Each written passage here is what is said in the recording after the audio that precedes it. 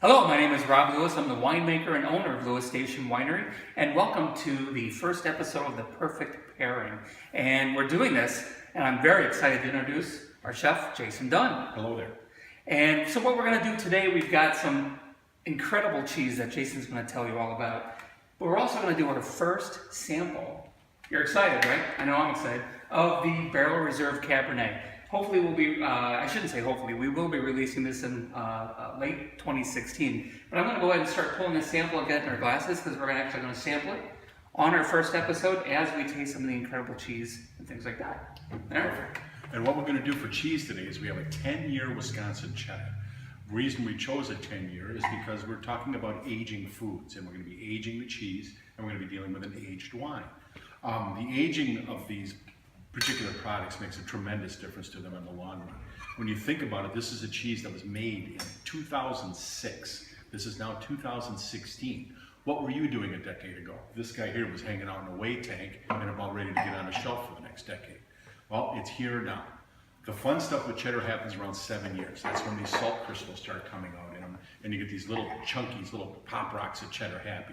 At 10 years, these are in full bouquet, and this salt is what makes this cheese really, really good. So it's going to be pungent with a touch of salinity, which should go with this wine absolutely perfectly. Perfect. All right, so what we've done is this is a 100% Cabernet. This Cabernet, actually, we work with a vineyard in northern Napa, so it's going to be great juice to start with. We did a little bit of French oak, American oak, and then we put it into these French oak barrels that we have here. This is about the third year of these barrels, so we'll probably get another year or two out of them. But let's go ahead and So we're going to take a taste of the wine first, and then after the taste of the wine, we're going to taste the cheese and the wine together to show what happens. Yeah. So here's the first. Here's the first. Cheers. Let's try this out.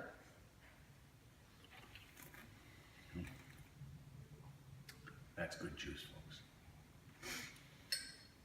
Now, I know you can't see this, but you should see the legs in this glass. All right, so that's going to be two things. One, it's going to be either the sugar content in the wine or it's going to be the amount of alcohol. What I can tell you is there's no sugar in this wine. So this is probably a good 13.8, almost 14% alcohol. So this is great. Now, you can, Jason, confirm with me here, you can still taste that acidity because your mouth salivates just a little bit as you drink it, right? Yep.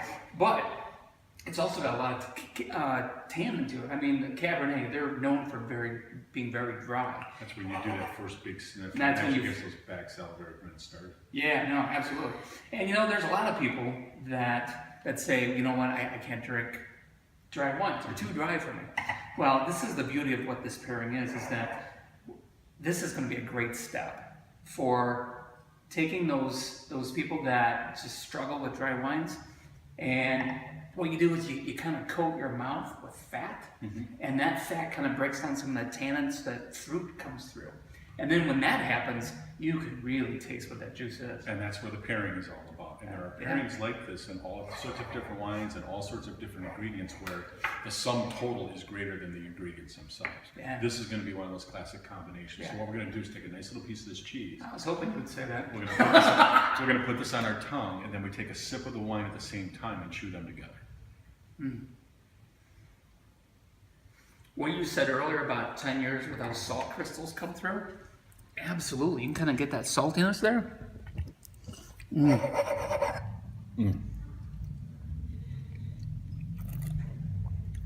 Oh my goodness. Wow, is that It's a fabulous incredible cheese, but there's many wines that this cheese would just overpower and dominate, and you wouldn't really get the benefit of the pairing because the wine's going to be the cheese would be the dominant flavor. With a big, heavy, dry wine like this, that combination together, it hits your tongue, and it is just happiness.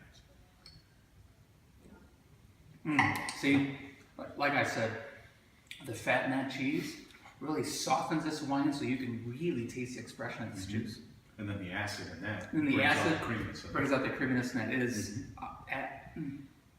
Good food, folks. That's the only way to go. it's the only way to do it. Absolutely. Well, thank you for spending time with us, and check back soon for the next episode of The Perfect Pairing.